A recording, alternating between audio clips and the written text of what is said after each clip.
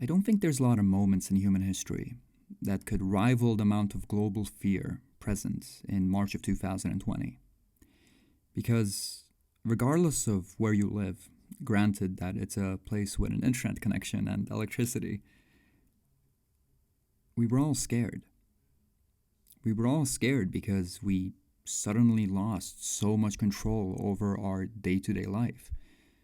We were all scared because we were put into an unprecedented situation, and there were moments during the early days of the pandemic where it legitimately seemed like we were heading for some sort of a global collapse.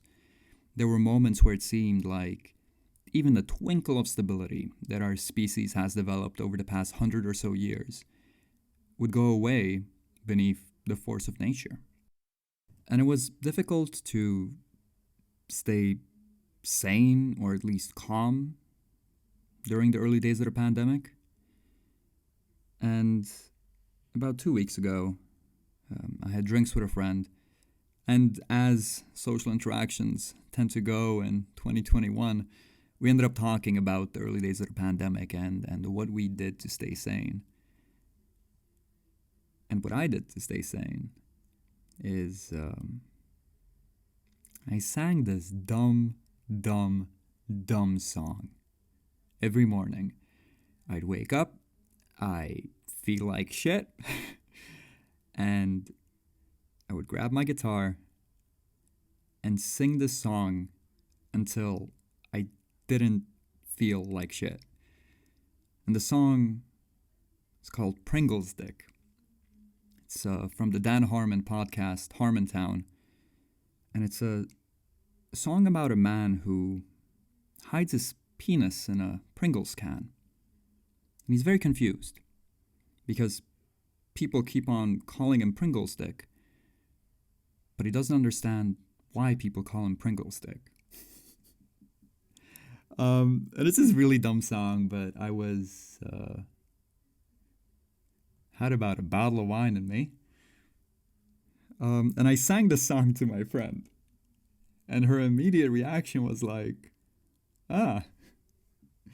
you should share this with people. And I drunkenly said, okay, I'm doing a podcast thing. I'm gonna make this the opener for the 3rd episode. And then we shook hands on it. And then I sobered up the next morning and I was like, oh God, that's a dumb fucking idea.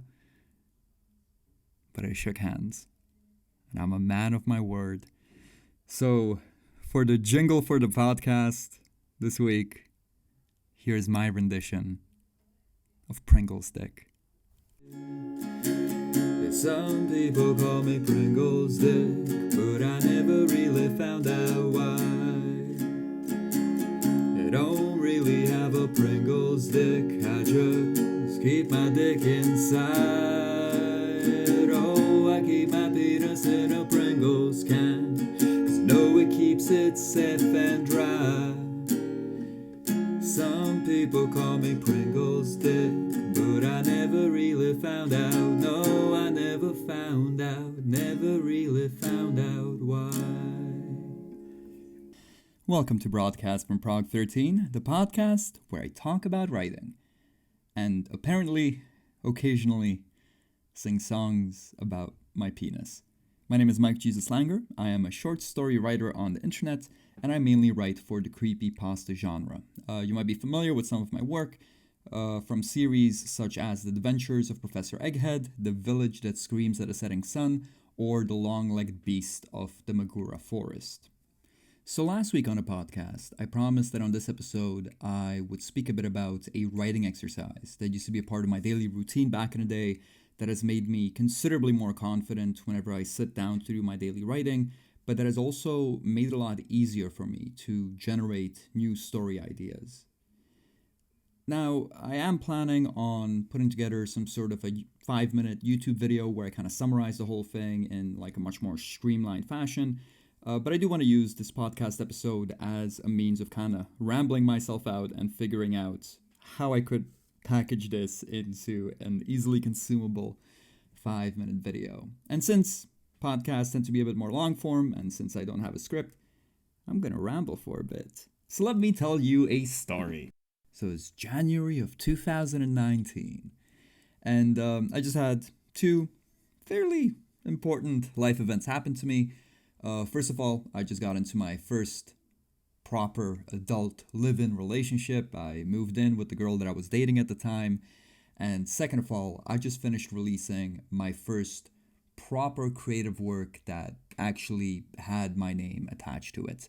The work was Dinosaur Boy, which is an animated web series about a crime-fighting dinosaur. I can leave links around if you'd be interested in seeing it.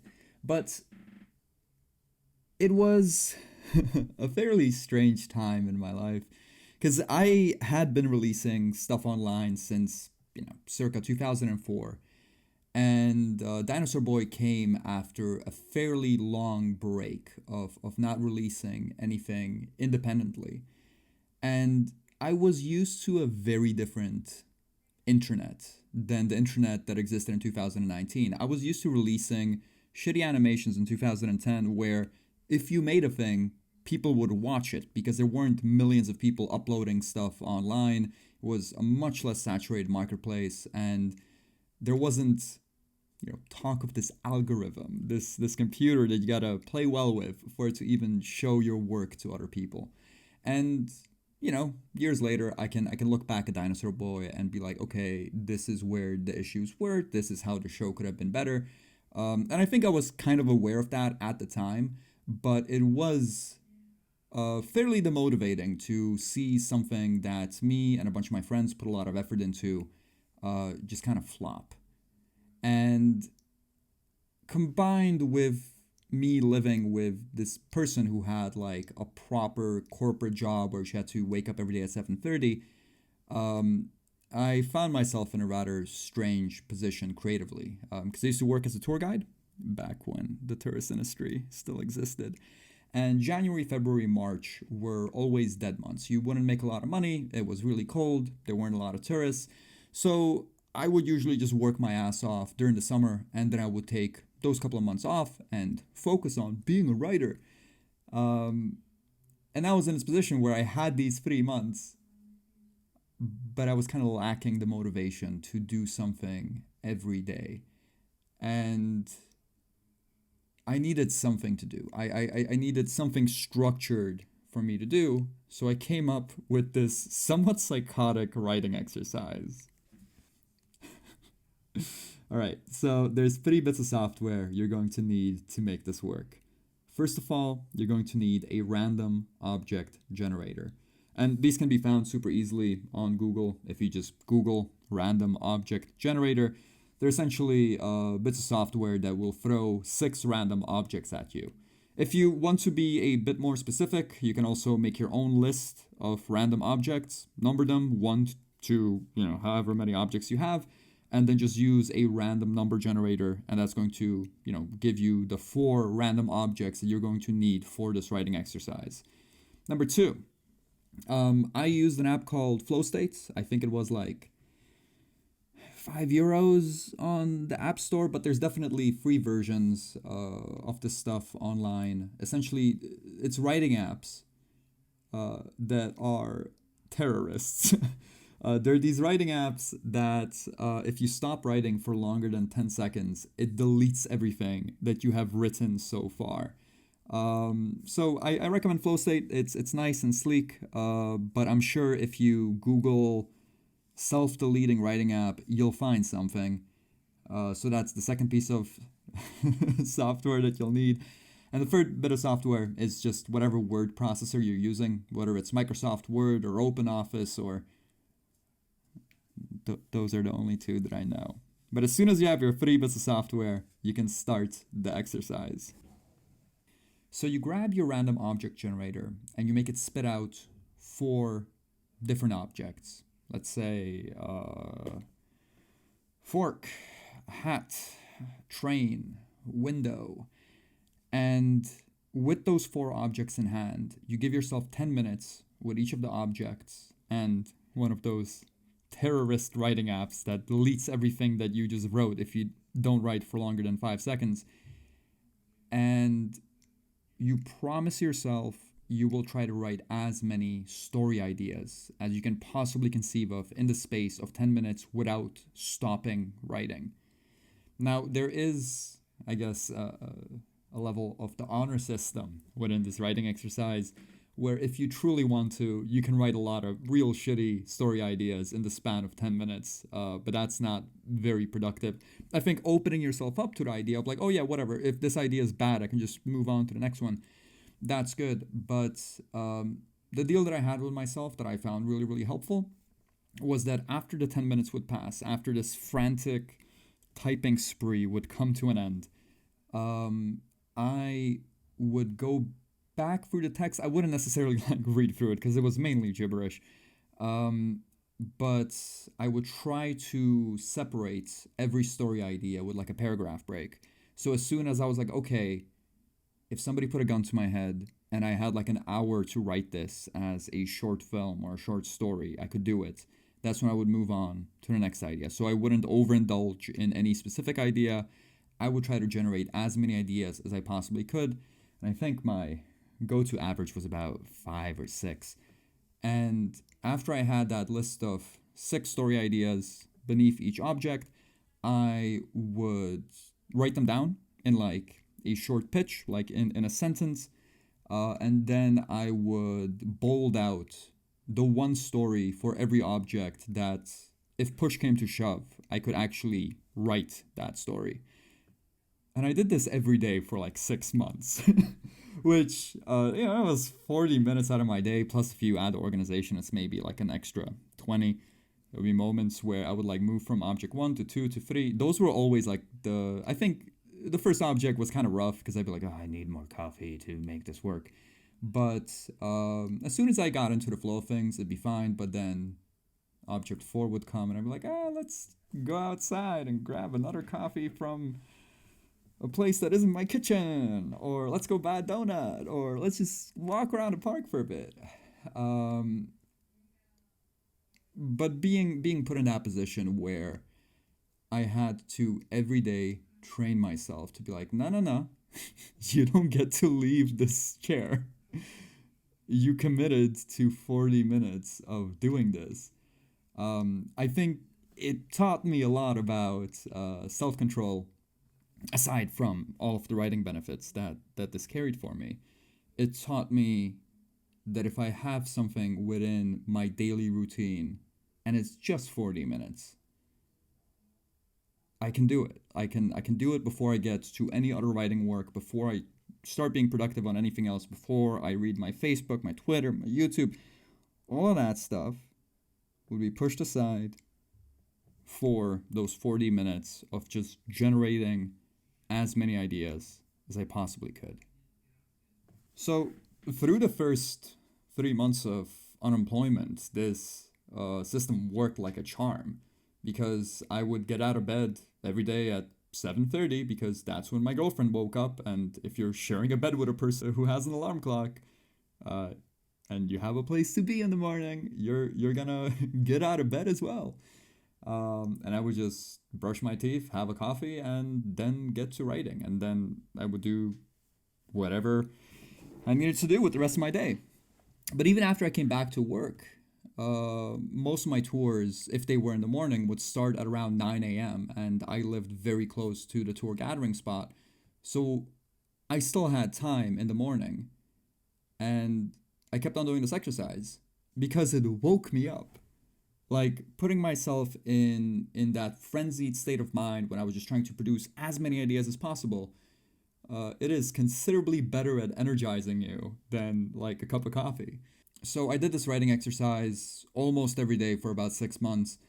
But after a while, it started to feel like I was retreading the same ground with the same stories. Also, the objects started to repeat. So I switched over to doing the same thing, but with jobs. So I had a list of jobs that I made.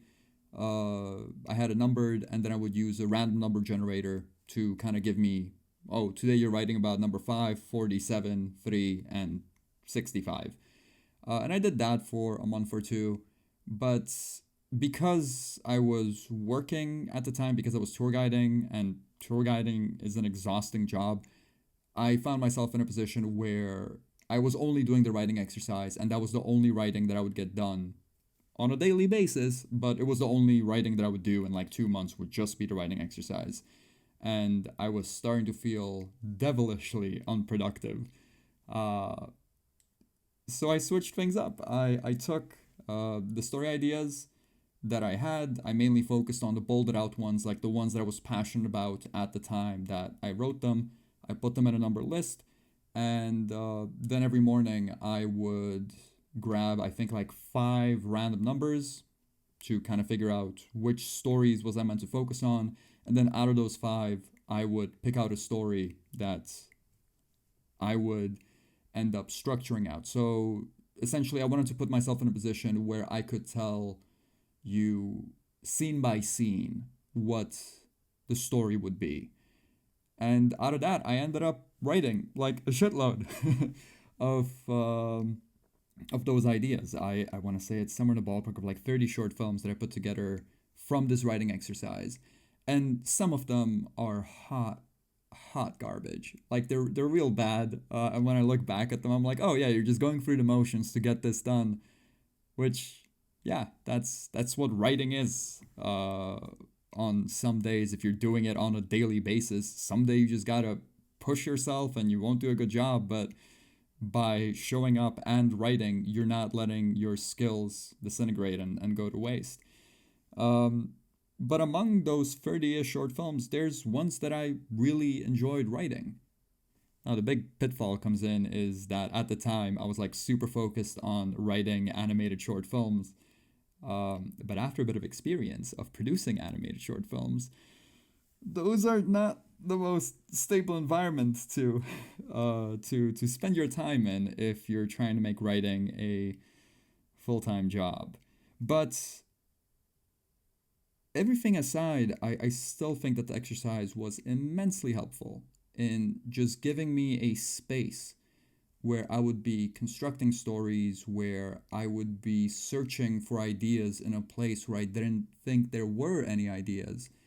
Like how many short story ideas can you come up if somebody just walks up to you and they say the word nail? Um, if you force yourself, I bet you there's a couple in there. So through doing this exercise on a regular basis, I found myself being a lot quicker just to check together an idea. And then after I started actually writing these short films, I was like, oh shit, I can actually do this. Like this is within my grasp. I can finish a thing. Quality, that's a whole nother discussion. And I think quality comes with enough practice, but being able as a fledgling writer to be like, oh, I can do this functional thing. If I hand you the script, you can read through it, and you can be like, oh yeah, that was a story. Like that on its own, being able to create functional work that isn't necessarily like an Oscar winner or like it's not Ibsen, it's not going to blow anyone's mind, but being able to construct the thing, I think, is the first step to doing the thing well. So I don't think I would be able to have that level of commitment at this point in time, but that's also because like I have actual projects to work on now. There's you guys that I'm making stories for. But back then, when there was no audience, when there wasn't anybody asking to see my work, it was really helpful just to prove to myself that I could come up with ideas and that I could actually finish them off, once those ideas were there. So if you're looking for a writing exercise, I'm still two ways about recommending this because I feel like it has helped me, but I could also imagine that it could be a gigantic waste of time. But what I would recommend is give it a month, or give it 10 days if you have commitment issues. Because I think giving yourself that space where quality doesn't matter. What matters is that you showed up. What matters is that you have something to show. Um, Getting into that headspace, I think, is just considerably healthier than sitting down and pretending that like you're Mozart putting together a symphony. Like if you take away the pressure of being good, if you take away all of the artistic myths of the tortured genius and all that sort of stuff, I think you're putting yourself in a much more productive headspace. And that's the podcast. That's me rambling about writing. I hope you guys enjoyed that. If you would be interested in following me on Twitter, I am Mike J. Langer. I have a subreddit with all of my written work, which is MJL Presents on Reddit. I have a YouTube channel, which is Mike Jesus Langer. And I also have a Facebook group, which is Mike Jesus Langer Presents. If you want to go like that, so I seem popular in front of my real world friends, please do. And since I touched a bit on Dinosaur Boy today, next week I am going to tell you the story of how Dinosaur Boy got put together. And I have a little clickbaity title for the whole thing, which is How a Near-Death Experience Made Me Write a Web Series. So there's that to look forward to. And yeah, thanks for listening. Hope you're well. Hope you're safe, sane, and healthy. And I'll see you again next week. Peace out.